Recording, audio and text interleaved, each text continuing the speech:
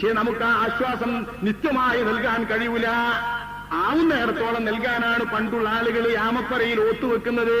ഒരു 10-40 ദിവസമെങ്കിലും കിടക്കട്ടെ, കബറാളി സന്തോഷിച്ചിരിക്കട്ടെ, അല്ലെങ്കിൽ ഒരു 7 ദിവസമെങ്കിലും കിടക്കട്ടെ, അല്ലെങ്കിൽ ഒരു 14 ദിവസമെങ്കിലും കിടക്കട്ടെ.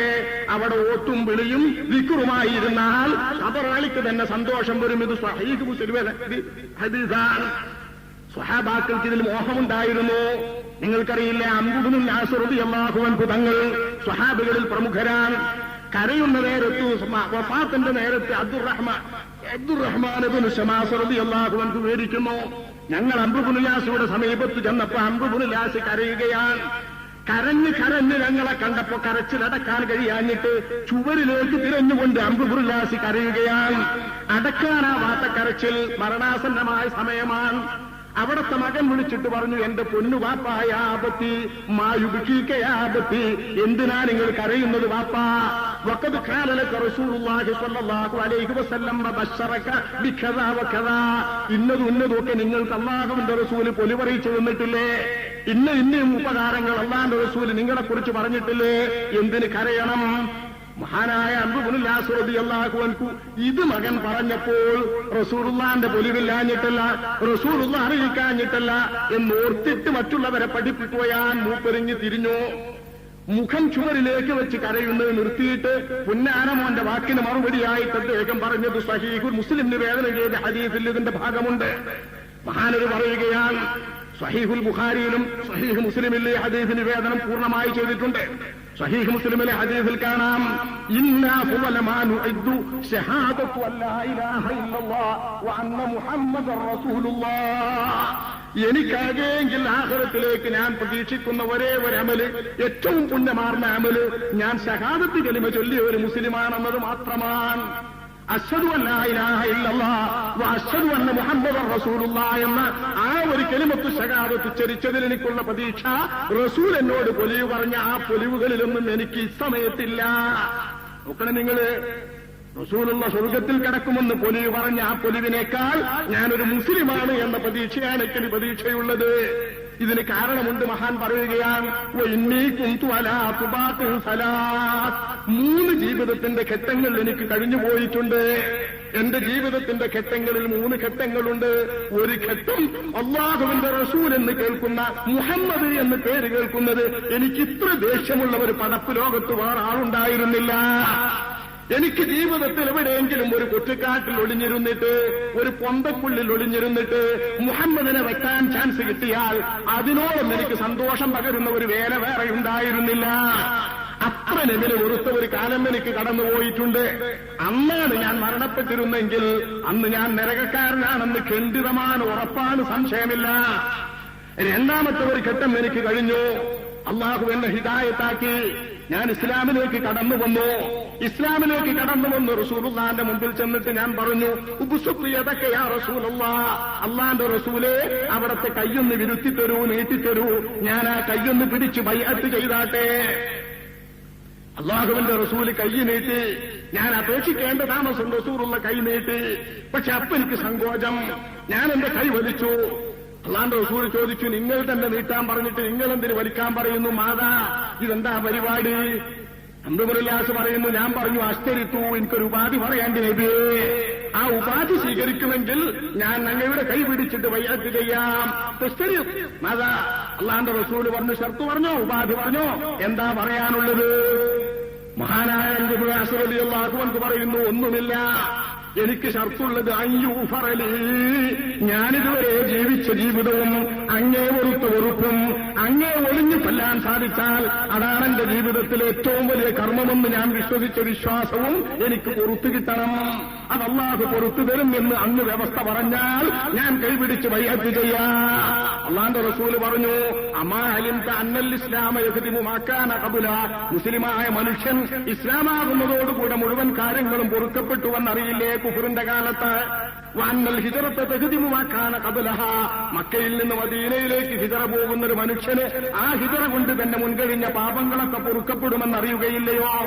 വഅന്നൽ ഹജ്ജ യഖ്ദിമു മാ കാന ഖബ്ലഹു, ഹജ്ജ് ചെയ്ത ഒരു മനുഷ്യന് ശരിയായ ഹജ്ജാണെങ്കിൽ അതിന്റെ മുൻപ് ചെയ്ത സകല പാപങ്ങളിൽ നിന്നും ഉമ്മ പ്രസവിച്ചതുപോലെ തിരിച്ചു വരുന്ന കുഞ്ഞായി വരുമെന്നും നിഷ്കളങ്കനാകുമെന്നും അല്ലാഹുവിന്റെ റസൂൽ പറയുന്നു. അറിയില്ലേ? പിന്നെന്തിനാ നിങ്ങൾ ഭയപ്പെടുന്നത്? ദോഷം കൊടുക്കും. മഹാൻ പറയുകയാണ്, അന്ന് ഞാനെങ്ങാനും എനിക്ക് ആ സന്ദർഭത്തിൽ നബി തങ്ങൾ പറഞ്ഞപ്പോ കയ്യങ്ങ് നീട്ടിയിട്ട് ബൈഅത്ത് ചെയ്തപ്പോ അന്നത്തെ എന്റെ അവസ്ഥ വമാ കാന അഹദുൻ അഹബ്ബ ഇലയ്യ മിർ റസൂലില്ലാഹ് വലാ അജല്ല ഫീ ഐനി മിൻഹു, അല്ലാഹുവിന്റെ റസൂലിനോളം എന്റെ കണ്ണിൽ വലുപ്പമുള്ള മറ്റൊരാൾ എനിക്ക് വേറെയില്ല, എന്റെ മനസ്സ് ഇഷ്ടപ്പെടുന്ന വേറെ ഒരാൾ എനിക്ക് വേറെയില്ല. എനിക്ക് ഏറ്റവും ഇഷ്ടപ്പെട്ട ആളും ഏറ്റവും മതിപ്പുള്ള ബഹുമാനിയും റസൂലാൻ. എന്റെ മതിപ്പ് ചില്ലറയല്ല. വമാ കുന്തു ഉതീതു അൻ അംലാ ഐനി മിൻഹു ഇജ്ലാലൻ ലഹു സ്വല്ലല്ലാഹു അലൈഹി വസല്ലം, റസൂലുള്ളാഹിനെ ബഹുമാനിച്ചിട്ട് എന്റെ കണ്ണ് നിറഞ്ഞിട്ട് വിശ്വാസിയായ ശേഷം റസൂലുള്ളാഹിനെ ഞാൻ നോക്കിയിട്ടില്ല. എന്റെ കണ്ണ് നിറഞ്ഞിട്ട് റസൂലുള്ളാഹിനെ ഞാൻ നോക്കിയിട്ടില്ല. വിശ്വാസിയായ ശേഷം എന്തുകൊണ്ട്? ആ മുഖത്തേക്ക് നോക്കാൻ എന്റെ കണ്ണിന് കരുത്തില്ല.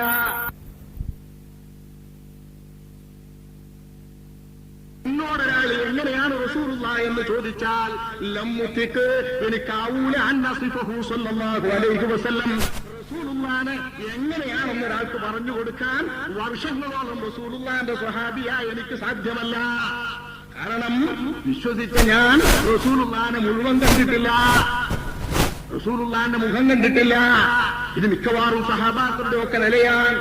സിദ്ദീഖ്, ഉമർ റളിയല്ലാഹു അൻഹുമാ, ഈ രണ്ട് സ്വഹാബാക്കളല്ലാതെ നബിയുടെ നോട്ടം ഉൾക്കൊള്ളുന്ന സ്വഹാബികൾ ഉണ്ടാകുമായിരുന്നില്ല. നബി നേരെ നോക്കിയാൽ ആ നോട്ടം ഉൾക്കൊള്ളാൻ പറ്റുന്ന സ്വഹാബാക്കളില്ല. അങ്ങനെ കണ്ടെടുത്താൽ വലിക്കും ആരും. സിദ്ദീഖും ഉമറും മാത്രമേ ഉള്ളൂ. സദസ്സിലിരിക്കുന്ന സ്വഹാബത്തിന്റെ മുമ്പിൽ റസൂലുള്ളാഹിന്റെ അബൂബക്കർ സിദ്ദീഖ് ഉമർ എന്നവരോടാണ്. വേറെ ഒരാളോട് നബി പറയില്ല. കാരണം മുഖത്തു നോക്കി പറഞ്ഞാൽ മുഖത്തേക്ക് കണ്ണു നോക്കി കേൾക്കുന്ന രണ്ട് സ്വഹാബികളെ ഉള്ളൂ, അബൂബക്കർ ഉമർ റളിയല്ലാഹു അൻഹുമാ. വേറുള്ളവരൊക്കെ നബി നോക്കിയാൽ കണ്ണു താഴ്ത്തും, ഉൾക്കൊള്ളാൻ അവർക്ക് വയ്യ. അതുകൊണ്ട് ഞാൻ ഇന്നുവരെ റസൂലുള്ളാഹിനെ കാണാത്ത വിധം ഭക്തി എന്നെ തടഞ്ഞിട്ട് എന്റെ ഹൃദയത്തിൽ റസൂലുള്ളാഹിനോട് സ്നേഹവും ആദരവും ബഹുമാനവും ഉണ്ടായിരുന്നു. അന്നേരം ഞാൻ മരിക്കുകയാണെങ്കിൽ അർജൂ അൻ അകൂന മിൻ അഹ്ലിൽ ജന്ന, സ്വർഗ്ഗക്കാരനാകുമായിരുന്നു, എനിക്ക് പ്രതീക്ഷിക്കാമായിരുന്നു. സ്വർഗ്ഗക്കാരനാണ് ഉറപ്പില്ലപ്പോഴും പ്രതീക്ഷിക്കായിരുന്നു. ആ അവസ്ഥ കഴിഞ്ഞിട്ട് സുമ്മ വലീനാശിയാൻ, പിന്നെ കുറെ സംഗതികൾ നമ്മൾ ഏറ്റെടുത്തു പോയി. നമ്മൾ അധികാരത്തിന്റെ അകത്തളങ്ങളിൽ കൂടിപ്പോയി. നമ്മൾ അധികാരത്തിന്റെ ശീതളച്ചായയിൽ മയങ്ങിപ്പോയി. അധികാരത്തിന്റെ പേരിൽ പല യുദ്ധങ്ങളിലും പങ്കെടുത്തുപോയി. മുസ്ലിമീങ്ങൾക്കിടയിൽ ചില യുദ്ധങ്ങളിൽ അംറു ഇബ്നു ആസ് റളിയല്ലാഹു അൻഹു സമർത്ഥമായി പങ്കെടുത്തിരുന്നു. ഇതാണ് മഹാനർ സൂചിപ്പിക്കുന്നത്. ഇതിന് ശേഷമാണ് റസൂലുള്ളാഹിന്റെ ശേഷം ഞാൻ ഇത്തരം ചില സംഗതികളിൽ ഇടപെട്ടത്. ആ സംഭവങ്ങളിൽ എന്റെ അവസ്ഥയെന്ത്, നിലയെന്ത്, അള്ളാഹ് എന്നെങ്ങനെ വിചാരണ ചെയ്യുമെന്ന് എനിക്ക് അറിഞ്ഞൂടാ. അതുകൊണ്ട് എനിക്ക് ഇനിയൊരു പ്രതീക്ഷയുള്ളത്, ഞാൻ മരിച്ചാൽ അലമുറയിട്ട് കരഞ്ഞിട്ട് ആളെ വലുതാക്കുന്ന പെണ്ണുങ്ങൾ എന്റെ കൂടെ വരരുത്. അങ്ങനെ നടപ്പുണ്ടെന്ന്. ഓനെ പെണ്ണുങ്ങൾ അലമുറട്ടിട്ട് കരഞ്ഞിട്ട് മയ്യത്തിന്റെ ഒപ്പം പോയാൽ ആർക്കാ ഏറെ പെണ്ണുങ്ങൾ കരഞ്ഞെന്ന് വെച്ചാൽ അയാൾ വലിയ പൗരനാണ്. ഇതായി നിയാഹത്ത് എന്ന് പറയുന്നത്. ഇവരെഴുതിയ കണ്ണൂക്ക് വെച്ച് കുറച്ച് കുലാവ് വെച്ചുകൊടുത്താൽ നിയാഹത്തായി പറയുന്നത്. കുറച്ചാൾക്കാർ പറയുന്നതാണ് കണ്ണൂക്ക് വെച്ച് കുറച്ച് കുലാവ് വെച്ചുകൊടുത്താൽ നിയാഹ്. നിയാഹ് എന്ന അലയിടുക, അലമുറയിടുകയാണ് അതിന്റെ അർത്ഥം. എന്താ അലമുറയിടുക? അലമുറയിട്ടിട്ട് ഒന്നാകെ പെണ്ണുങ്ങൾ മാറി കൂറിയാൽ ആ ആള് വലിയ ആളാണ്. അയാൾക്ക് എത്ര പെണ്ണുങ്ങളുണ്ട്, എത്ര പെണ്ണുങ്ങളാ കരഞ്ഞെന്നറിയോ, എത്ര പെണ്ണുങ്ങളാ നൊലോത്സവെന്നറിയോ. നമ്മളും അങ്ങനെ തന്നെ വിലയിരുത്തല്. ആണ് പെണ്ണുങ്ങൾ നൊലോത്സ അലമുറട്ട് കൂടിയിട്ട് അയാളൊരു മരണം, ആൾക്കാ സങ്കടം, ഇങ്ങനെയൊന്നുമില്ല. പൂച്ച കരയാതെ ആൾക്കാർ അള്ളാന്റെ അടിയങ്ങൾ മരണപ്പെടുന്നുണ്ട്. ഒരു പൂച്ച പോലും കരയാതെ അള്ളാഹുവിന്റെ അടിയങ്ങൾ മരണപ്പെടുന്നവരുണ്ട്. ഏറ്റവും ഇഷ്ടപ്പെട്ട ഔലിയാക്കന്മാർ. ആള് കരഞ്ഞതും ആള് നൊലോത്സവം ആള് വിളിച്ചറിയുന്നതൊന്നും വലിപ്പല്ല. പണ്ടങ്ങനെയല്ല.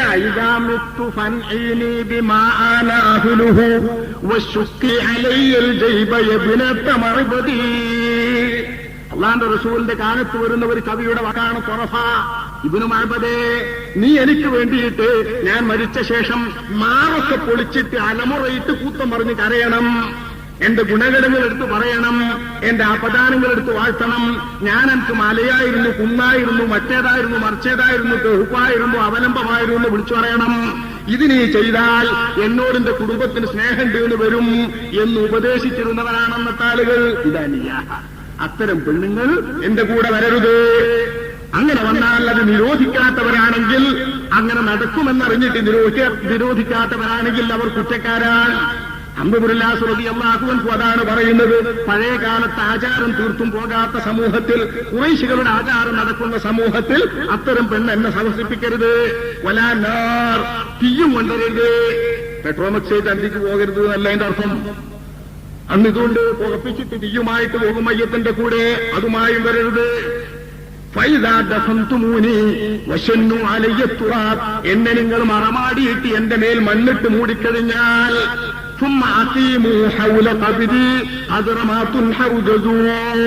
ഒരൊട്ടകത്തെ അറുത്തിട്ട് അതിന്റെ തോലുരിച്ചിട്ട് മാംസങ്ങൾ തുണ്ടുതുണ്ടാക്കിയിട്ട് അതിന്റെ മാംസമെല്ലാം വിതരണം ചെയ്യപ്പെടുവാൻ എത്ര സമയം വേണോ അത്രയും സമയം നിങ്ങൾ എന്റെ ഖബറിന്റെ ചുറ്റുഭാഗത്തും നിലക്കൊള്ളണം.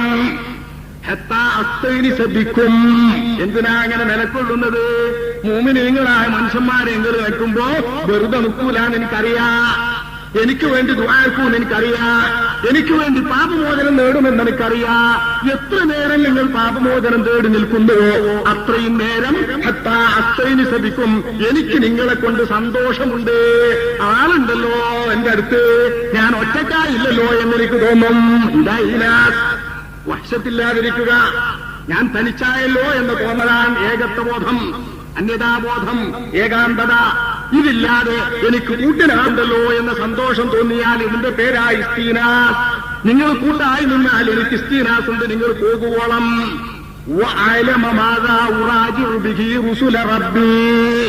എന്റെ റബ്ബിന്റെ ദൂതന്മാർ എന്നോട് വന്ന് ചോദിക്കുന്ന ചോദ്യത്തിന് ഞാൻ എന്തൊക്കെ മറുപടി പറയണം എന്ന് എനിക്ക് അറിവ് കിട്ടാനും നിങ്ങൾ അവിടെ നിൽക്കുന്നത് ഉപകരിക്കും. അല്ലാഹു വിവരിക്കുക. എന്താ അറിവിക്ക പറഞ്ഞെടുക്കണേ. റബ്ബുക്കാന്ന് ചോദിച്ചാ റബ്ബി അല്ലാഹ്, മൻ നബിയുക്കാന്ന് ചോദിക്കും നബി റസൂലാണ്. എന്താ അപ്പൊ പറഞ്ഞെടുത്താല് ഒരു ഓർമ്മിട്ട അങ്ങനെ ഒരു ഓർമ്മിട്ട എന്താ മരിക്കുമ്പോ ലാ ഇലാഹ ഇല്ലല്ലാഹ് എഴുതി കൊടുക്കണം. മുസ്ലിമാണെങ്കിൽ മുസ്ലിമായി തന്നെ മരിക്കൂലേ? മുസ്ലിമാണെങ്കിൽ മുസ്ലിമായി തന്നെ മരിക്കും. പിന്നെ എന്തിനാ മരിക്കുന്ന സമയത്ത് ലാ ഇലാഹ ഇല്ലല്ലാഹ് ചൊല്ലി കൊടുക്കണമെന്ന് റസൂലുള്ള പറഞ്ഞത്? ആവശ്യമുണ്ട്.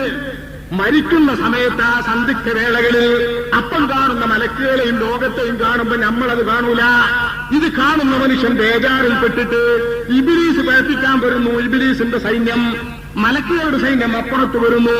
ഇവർ തമ്മിൽ നടക്കുന്ന യുദ്ധങ്ങൾ വരെ ചിലപ്പോൾ ഖബറാൽ മരിക്കുന്ന ആൾ കാണും. ഈ നേരത്ത് അയാളെ ലാ ഇലാഹ ഇല്ലല്ലാഹ് തെളിവൊക്കെ മരിച്ചു പോകും. ചിലപ്പോ ഹൃദയത്തിൽ നിന്ന് മരണപ്പെട്ടു പോകും, വിസ്മൃതമായി പോകും. അന്നേരത്ത് ഓർമ്മ കിട്ടാൻ നിങ്ങൾ ലാ ഇലാഹ ഇല്ലല്ലാഹ് മരിക്കുന്ന മരണാസന്നന്റെ മുമ്പിൽ പറഞ്ഞു കൊടുത്തോളൂ. ഖാല റസൂലുള്ളാഹി. നമ്മൾ പറഞ്ഞു കൊടുക്കണേ കള്ളക്കോട്ട് വെച്ചു കൊടുക്കല് അല്ല.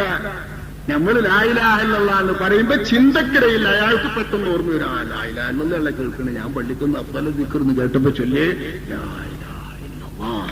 മരിക്കുമ്പോ ചെല്ലണ്ട് തന്നെ. ഖബറാലിവിടെ കേൾക്കും, സലാം മടക്കും, റൂഹല്ലാഹു തആല മടക്കും. ഖബറാലി അറിയും, പരിചയപ്പെടും എന്നറിയുന്നത് കൊണ്ടാണ് അംറുല്ലാഹി റളിയല്ലാഹു അൻഹു പറയുന്നത് സ്വഹീഹ് മുസ്ലിമിൽ ഹദീസ് വഅലമ മാദാ ഉറാജു ബിഹി റസൂല റബ്ബി. എന്റെ റബ്ബിന്റെ ദൂതന്മാർ വരുമ്പോ അവരോട് ഞാൻ എന്തൊക്കെ മറുപടി നൽകണം എന്ന് എനിക്കറിയാനും നിങ്ങളൊന്ന് അവിടെ കുറച്ചേരം നിൽക്കി. കുറച്ച് നല്ലോ നേരം, കുറച്ച് നേരം ഉണ്ട്, അന്നേരം നിൽക്കീന. ആയിക്കോട്ടെ, അതുവാകാം. ദുആ തന്നെയാണത്. ആ ദുആ തന്നെ പറയണമെന്ന് റസൂലുള്ള പഠിപ്പിച്ചിട്ടൊന്നുമില്ല. അല്ലാഹുവിന്റെ റസൂലിന്റെ ഒറ്റ ഹദീസിനും അത്തരം പദമില്ല. അല്ലാഹുമ്മ സബ്ബിത്ഹു ഇൻദ സുആൽ, അല്ലാഹുമ്മ അൽഹിംഹുൽ ജവാബ്, അല്ലാഹുമ്മ ജാഫിൽ ഖബറ അൻ ജംബി. ചിലര് വിചാരിച്ചത് റസൂലുള്ളാഹിന്റെ ഹദീസ് തന്നെയായി പറയുന്നതാണ്. ഒരു കൂട്ടാളുകൾ ഈ ഹദീസൊക്കെ പോക്കിയിട്ട് ഇതൊക്കെ കളഞ്ഞുപോയി. ഞങ്ങളിപ്പം വന്നപ്പോഴായി ഈ ഹദീസ് കിട്ടിപ്പോയി. ഒരു തുണ്ട് ഹദീസിന് ഈ പദമല്ല. പക്ഷെ ഈ പദം ദുആ ശരിയാ. ദുആ ആ പദമാകാ. നമ്മൾ മൗലവിമാര് ദുആർക്കു അല്ലാഹുമ്മ ഗ്ഫിർ ലഹു ജഅൽ ഖബറഹു റൗളത്തൻ മിൻ റിയാദിൽ ജന്ന വലാ തജഅൽ ഖബറഹു ഹുഫറത്തൻ മിൻ ഹുഫറിൻ നീറാൻ. നമ്മൾ ദുആർക്കു മതി. ഇതും തസ്ബീഹിന്റെ വാചകമാണ്, മയ്യത്തിന് വേണ്ടിയിട്ടുള്ള ദുആയാൻ. അതുമായിട്ട് നിങ്ങൾ അവിടെ നിന്നാൽ എനിക്കൊരു ഏകാന്തത നഷ്ടപ്പെടുന്ന സന്തോഷമുണ്ട്. കണ്ടോ?